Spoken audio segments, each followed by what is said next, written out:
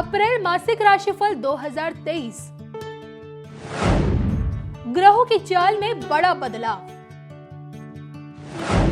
Health और wealth कैसी रहेगी? संबंधों में आएगी कितनी मिठास? क्या पाएंगे और क्या खोएंगे? कितना कमाएंगे और कितना जोड़ेंगे? भाग्य के बल पर क्या क्या पाएंगे? देखिए सिर्फ धर्म ज्ञान पर।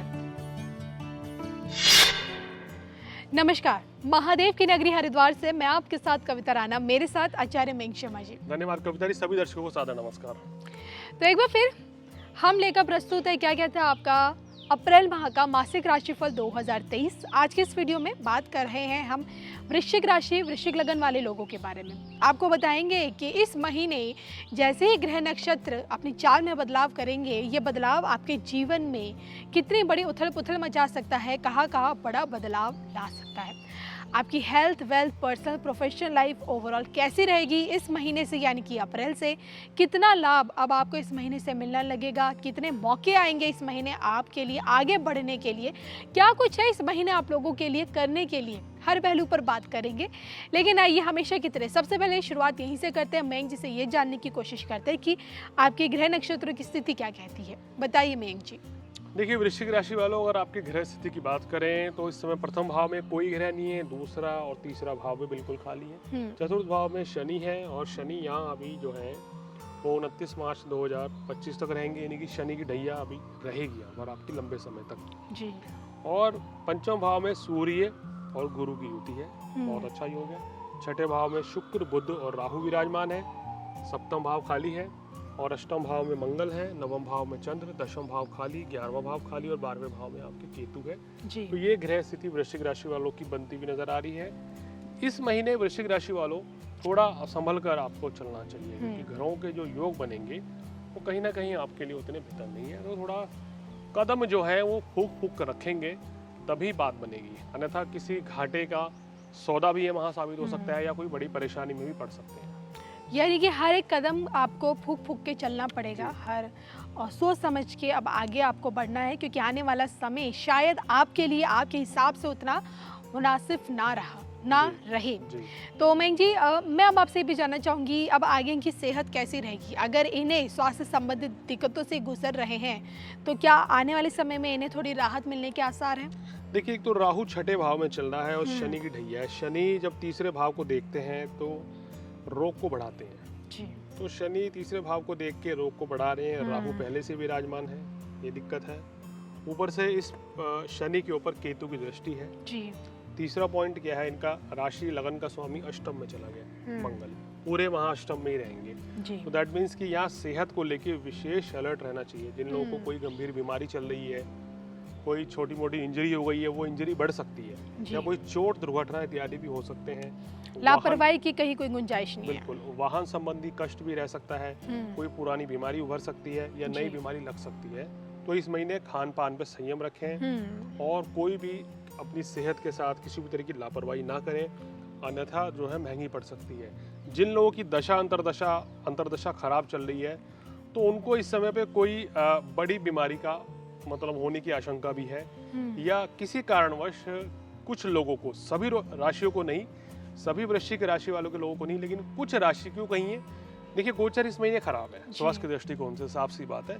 लेकिन जिनकी अंतरदशा भी शनि की चल रही है, मंगल की चल रही है, शुक्र की चल रही है और ये तीनों ग्रह आपकी कुंडली में नीच के बैठे हैं और उसी की दशा आ गई, तो कहीं ना कहीं अस्पताल के चक्कर भी लगाने पड़ सकते हैं, टेस्ट भी कराने पड़ सकते हैं, लगातार डॉक्टर के ट्रीटमेंट कराना पड़ सकता है इस महीने में जी। तो थोड़ा संभल के चलें। अगर बीमारी बढ़ रही है तो लापरवाही ना करें और खान पान पे संयम रखें। बिल्कुल। तो ये मैंने मेघ जी से जाना कि अब आपकी सेहत आगे कैसी रहने वाली है, और अब आगे बढ़ेंगे ये जानने की कोशिश करेंगे कि आपकी पर्सनल लाइफ क्या कहती है। जी हाँ, आपके रिश्तों में अब आने वाला समय कितनी नज़दीकियाँ बढ़ाएगा या फिर आपको तनाव झेलना पड़ सकता है। मेघ जी क्या कहते हैं इनका प्रेम प्रसंग और वैवाहिक जीवन? देखिए, अगर लव रिलेशनशिप की बात करें तो भी गुरु और सूर्य की युति पंचम भाव में बनी है, लेकिन वही बात है ना, आपके लिए हर चीज में परिवर्तन आ रही है। ये जो बृहस्पति है ये 22 अप्रैल को यहाँ से छठे भाव में आएंगे और छठे भाव में गुरु राहु का चांडाल दोष बनेगा। शनि की ढैया भी चल रही है तो प्रेम संबंध हो या वैवाहिक जीवन हो, थोड़ा सा सावधानी पूर्वक बिताना पड़ेगा। अष्टम भाव में मंगल भी विराजमान है, यानी कि मांगलिक दोष का निर्माण भी हो रहा है। तो लव लाइफ हो, मैरिड लाइफ हो, स्कॉर्पियंस जो है थोड़ा संभल कर चलें तो आपके लिए इस महीने बेहतर रहेगा। आपको गुस्सा बहुत जल्दी आ जाता है, तो क्रोध पे आपको नियंत्रण लाना है।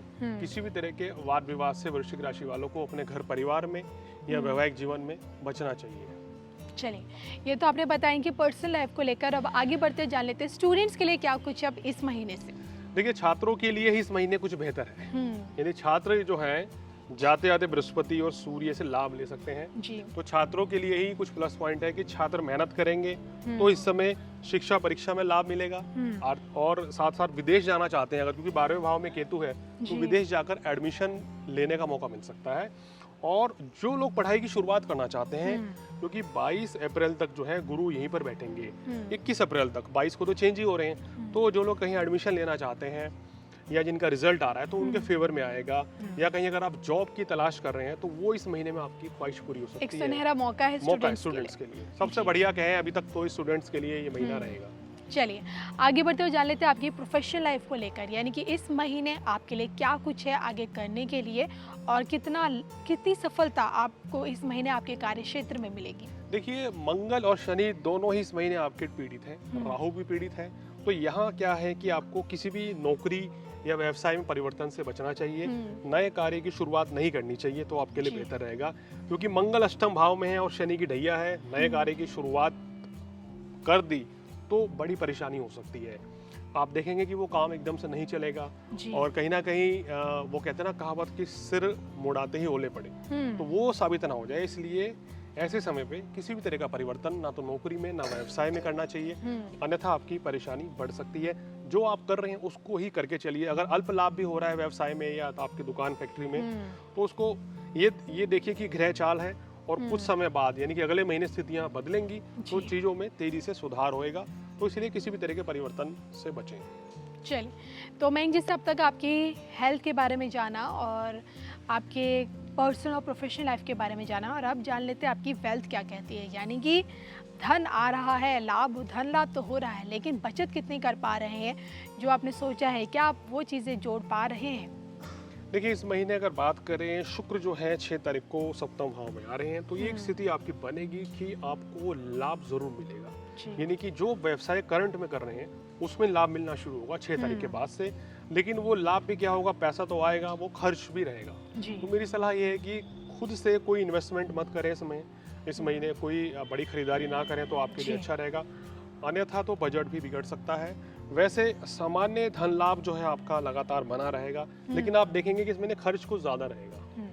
चलिए मयंक जी, मैं आपसे जानना चाहूंगी भाग्य लोगों का कितना साथ देगा आप। देखिए, इस महीने भाग्य सांगा स्वामी हालांकि भाग्य स्थान में, उसके बावजूद भी मंगल के चलते, शनि की राहु की दृष्टि के चलते भाग्य थोड़ा सा कमजोर ही कहा जा सकता है। तो मेरे हिसाब से ये कि इनके लिए हम कहेंगे कि 60-70% ही भाग्य साथ देगा। तो देखिए, भाग्य बहुत ज़्यादा साथ नहीं दे रहा है, यानी कि अब आप क्या कर सकते हैं, मेहनत खूब कीजिए, जो आप कर रहे हैं ना उसी को बेहतर करने का प्रयास करें। इस महीने में कोई बड़ा चेंज ना लाएं तो भाग्य में तेजी से सुधार भी हो सकता है, इस चीज़ का आपको ध्यान रखना है। मयंक जी, जाते जाते क्या कुछ उपाय हैं इस बार इनके लिए करने के लिए? देखिए, उपाय के तौर पर आप शनि का दान करें और इसके साथ साथ आपको क्या करना चाहिए, मंगल का दान करना चाहिए जी। हनुमान जी को आप कहना चाहिए बूंदी के लड्डू चढ़ाएं, लाल चोला चढ़ाएं तो विशेष लाभ मिलेगा जी। और शनिदेव की आराधना करें, ओम शम शनिश्चराय नमः का जाप करें और शनि का दान करें, गरीब व्यक्ति की सेवा करें, तो विशेष रूप से जो अशुभ फल मिल रहे हैं उसमें आपको राहत मिलेगी। क्योंकि इस महीने सबसे बड़ी जो दिक्कत है आपको हेल्थ को लेकर, क्योंकि हेल्थ वीक रहेगी तो कुछ काम नहीं हो पाएगा। दूसरा ये कि काम की स्थिति भी सामान्य बनी हुई है, कोई बड़ा लाभ नहीं है, कोई बड़ा जोखिम ना लें, कोई परिवर्तन ना करें, और वैवाहिक जीवन में भी थोड़ी सी परेशानियां हैं। तो कुल मिलाकर इस महीने वही कहें कि भैया जो चल रहा है वो करते रहें और थोड़ा साइलेंट रहें तो बेहतर है। तो कभी कभी लाइफ में कहा जाता है कि चुप रहकर भी आप अपना काम कर सकते हैं, तो बहुत सी चीज़ें खराब होने से बच सकती हैं अगर बेहतर ना भी हो तो। बिल्कुल, तो ये सलाह मुझे लगता है कि लोगों को अपने जीवन में अपनानी चाहिए, सलाह का पालन करना चाहिए और कई बार बिना कुछ कहे भी हमें आगे बढ़ते रहना चाहिए, क्योंकि हमारा काम ही हमारी पहचान है और हम उसी से जाने जाते हैं। चलिए, मुझे भी लगता है मैंने बहुत ज़्यादा ज्ञान दे दिया अपने दर्शकों को। इसी के साथ मुझे और मयंक जी को हम दोनों को दीजिए इजाज़त। नमस्कार।